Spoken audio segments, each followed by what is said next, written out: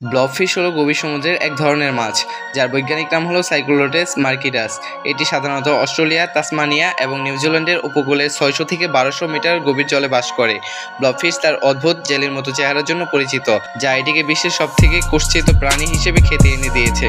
চেহারা ও অভিযোজন: ব্লবফিশের এই অদ্ভুত চেহারা গভীর সমুদ্র থেকে পৃষ্ঠে আনার কারণে হয়।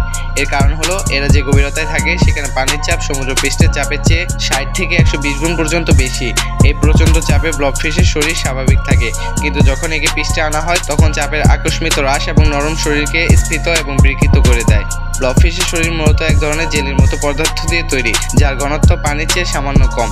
এর ফলে এটিকে সাঁতার কাটার জন্য বেশি শক্তি খরচ করতে হয় না এবং এটি সমুদ্রের তলদেশে ভেসে থাকতে পারে। এর কোনো শক্ত কঙ্কাল বা পেশি নেই।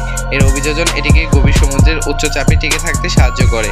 ব্লবফিশ সাধারণত অলস প্রকৃতির এবং শিকারের জন্য অপেক্ষা করে। এটি তার মুখের কাছে ভেসে আসা ছোট ছোট কাঁকড়া, শামুক এবং অন্যান্য অমেরুদণ্ডী প্রাণী খায়। ব্লবফিশের ছবিটি তার প্রাকৃতিক পরিবেশে ধারণ করা।